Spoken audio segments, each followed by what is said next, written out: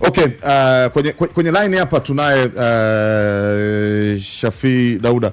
Shafi, naamini umetufuatilia toka mwanzo hapa. Kaka, nafuatilia sana. Sasa labda nini wewe mtazamo wako au maoni yako kwa hiki kinachoendelea hivi sasa? Sio mtazamo wangu, ni mtazamo wa maamuzi ya wanachama wa Simba waliofanya kwenye mkutano wao wa mwisho kwa mabadiliko ya katiba. Kuongezea na mwongozo kutoka serikali kwa DMT. Na mabadiliko ya katiba yamesainiwa, yamekuja mapya ambao nafikiri ndio wameleta nini mjadala sasa, ambao tumesikia hapo au kumeibua mambo mengi. Kwa hiyo wakati namsikia Edgar aliuliza swali moja kwamba ile bodi iliyokuwepo before ipo ndio ndo kipindi kile akasema kwa ukiangalia maelekezo na yaliomo kwenye hiyo katiba mpya ambayo imesajiliwa na serikali, inazungumzia mfumo mpya wa namna ambavyo klabu ya Simba na vilabu vingine, kwa sababu sio mwongozo wa serikali au ilengi Simba, unavilenga pia vilabu vingine ambavyo vingependa kufanya mabadiliko ya uendeshaji kwa maana ya kutengeneza ule mfumo wa transformation. Unahitaji kuwa na wawekezaji wasiopungua 3, si ndio? Kwa hiyo maanake kama katiba imesajiliwa inazungumzia mabadiliko, hiyo bodi haiwezi kuwepo tena. Kwa bodi mfu maanake baada ya kusainiwa na kutambulishwa. Bodi ipi tena?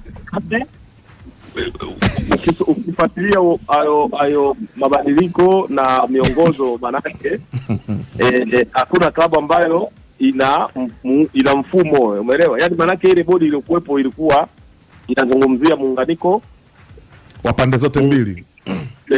Pande mbili, lakini kwa taarifa ya leo maanake klabu inaanza mchakato upya wa kwenda kwenye mabadiliko kwa mujibu wa maelekezo ya serikali na katiba inavyosema. Ndio bwana. Kwa wanaanza upya. Kwa klabu iko chini ya uongozi wa wanachama. Maana baada ya kutoka manake iko chini ya uongozi wa wanachama waliochaguliwa wale, si ndio? Waliochaguliwa, klabu hakuna muundo tena. Maana klabu ipo chini ya uongozi wa wanachama. Kwa kama kutakuwa na mabadiliko, kama wakiridhia, kama mlivyokuwa mnasema mkutano mkuu ukiridhia kwenda kwenye mabadiliko, wataanza upya mchakato wa kutafuta namna ambavyo watapata wawekezaji. Kwa sidhani kama kuna bodi ambayo eti alikuwa anauliza hapo mwanzoni. Okay. Hivyo kwa vilabu vyote hakuna klabu ambayo ime-practice transformation. Hakuna. wa miongozo iliyotolewa na nani? Na serikali kupitia Baraza la Michezo la Taifa DMT. Okay, sisi tukushukuru bwana kwa maoni yako. Nafikiri swali la Edgar limejibiwa. Bodi hakuna. Yaani Shafiki, kifupi umejibu swali langu kwamba bodi ni mfu, bodi hakuna. Kwa Simba ipo chini ya uongozi wa Mangungu. Kwa hiyo kutaka kuunda bodi warudi kwenye mkutano mkuu. Na tukauliza mkutano wa dharura unahitajika kipindi hiki. Maboresho tayari shakabidhiwa. Kuna kusubiri nini tena? Bana, lakini pamoja na tumemsikia pamoja zetu Shafii akitoa mtazamo wake, lakini pia yuko Eliud Peter Mvela. Mdau mkubwa, shakuwa kiongozi wa kisheria pale ndani ya shirikisho la mpira wa miguu Tanzania TFF, shakuwa mheshimiwa, nafikiri sijajua kama ameendelea hivi, mheshimiwa diwani Iringa kule, naye ana mtazamo wake kuhusiana na hili ambalo tulizungumza hapa, kufanikiwa kwa klabu ya Simba katika kuidhinishwa kwa marekebisho ya katiba yao na serikali kutasaidia kutatua changamoto za uendeshaji wa klabu hiyo. Huyu hapa Eliud Peter Mvela. Mimi naamini sasa wamepata mwarobaini wa tatizo lao.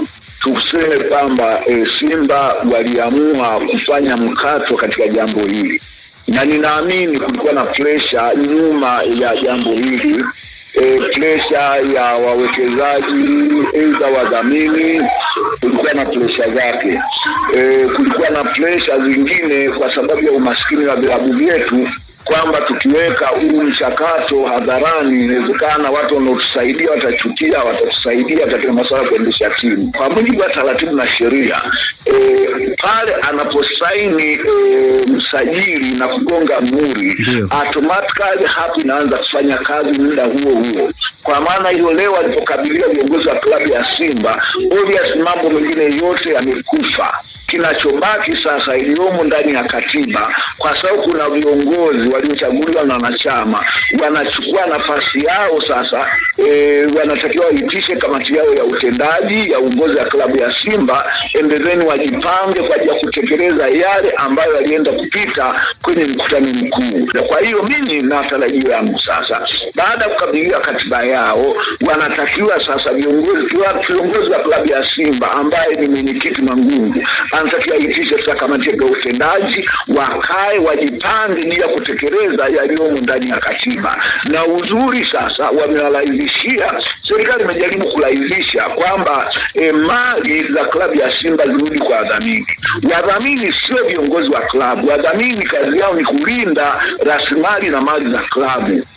Na kwa mujibu wa maboresho ambayo kimsingi pia serikali imeidhinisha, ni kwamba umiliki wa hisa utakuwa ni waubia kati ya baraza la wadhamini kwa niaba ya wanachama pamoja na wawekezaji kwa mujibu wa sheria na maamuzi ya halali kupitia mkutano mkuu. Hii inaweza labda kuhatarisha uwepo wa mwekezaji mmoja ambaye mpaka hivi sasa alikuwa anatambulika kwa maana ya Mo Dewji. Ameathirika. Ukienda kwenye sheria, unajua shida ni kwamba ninyi wa Tanzania mnapenda kuamini vitu ambavyo havipo. Kama ulifanya uwekezaji nje ya utaratibu unapokuja automatically uwekezaji wako unakuwa umeshakufa. Tunarudi kufuata utaratibu uliotakiwa. Kuna mtu mwingine anahoji, anasema je, kama aliwekeza hela zake sasa itakuwaje na nini? Hoja hapo, wewe unachotakiwa kufanya, chukua hatua kumchukulia hatua yule aliyekulaghai wakati anajua uhalali hana. Yule aliyekwambia kuwekeza milioni 20 wakati katiba ambayo inamwelekeza hayo au taratibu hujakamilika, yule ndio tutakayemchukulia hatua. Aidha labda kama wakati unawekeza zile fedha mlikubaliana na kamati ya utendaji. Kamati ya utendaji ya klabu na mambo haya yanaonekana kwenye muhtasari kwamba kweli kwa sababu mchakato uliokuwa ukikamilika tumemwomba mfadhili wetu watusaidie fedha hizi hapa, na kamati ya utendaji karibia kupokezwa fedha kwa ajili ya kufanya uwekezaji, lazima ziweko kwenye muhtasari. Lakini kama kamati ya utendaji haikushiriki katika jambo, kamati ya utendaji ya klabu sio bodi, kamati ya utendaji ya klabu kama haikushiriki, ina maana automatically kila kitu kilichofanyika ni kitu ambacho ni kinyume cha utaratibu na sheria. Na kama kuna madai, yule atafungua madai dhidi ya ule mtu aliyemlaghai na kumwambia weke fedha wakati anajua uhalali wa kuweka hela pale hakuna. Na hili ndio ni funzo kwa hawa wafadhili ambao wanaogopa uwekezaji, wanapenda ufadhili zaidi, na ndio ugonjwa ulioko Tanzania. Watu hawataki kuwa wawekezaji, wanapenda kuwa wafadhili ili waendelee kuzimiliki klabu na kufanya mambo yao ambayo mimi nimeipongeza serikali. Kwa hiyo hakuna contradiction yoyote, ni vitu ambavyo vilikuwepo, ila walikuwa wanataka kuvipindisha watu kwa ajili ya maslahi yao.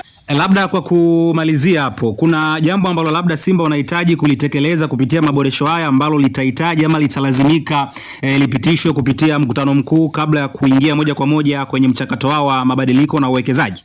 Hapana. Hiyo katiba ilishapita kwenye mkutano mkuu, imeenda kusainiwa. Ndio maana nimekwambia akisha saini msajili, utekelezaji unaanza hapo. Kwa hiyo nikapata utendaji kukutana kwa ajili ya kuanza michakato ya uwekezaji. Kwa hiyo ule ni utekelezaji wa maazimio ya mkutano mkuu na wala sio maazimio ya serikali. Kwa hiyo mwisho wa siku ni kama tayari sasa mabadiliko ama mchakato mabadiliko kwa klabu ya Simba tayari umewaka taa ya kijani. tayari umeshawaka taa kijani. Ni swala ningekuwa mimi Mangungu, kesho ningeitisha kamati ya utendaji tunakutana kuanza michakato mara moja, ila ninachohofu hawa viongozi wetu unaweza kukuta anaanza kuyumba tena. Akianza kuyumba tena, ndio maana Mangungu ndio alikuwa anamlaumu kama hana msimamo.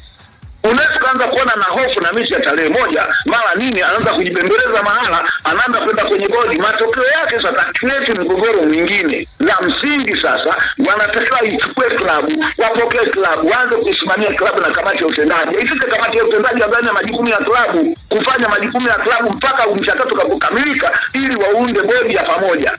Kiongozi, mimi nikushukuru sana kwa muda wako. Asante sana. Eliud Peter Mvela naye akiweka maoni yake. Kwa mujibu wa katiba wanakuambia ikishasajiliwa na msajili inafanya kazi hapo hapo, inaanza kufanya kazi, na hiyo ishakuwa approved. Wao wenyewe kina Mvela wakati enzi zao wanaongoza watu wako kwenye uchaguzi na msajili kaletwa, yani wako kwenye mchakato pale mkutano na msajili uko pale pale, alafu wanapitisha msajili, sababu imepitishwa, msajili ana saini pale pale kwenye huo mkutano inaanza kutumika.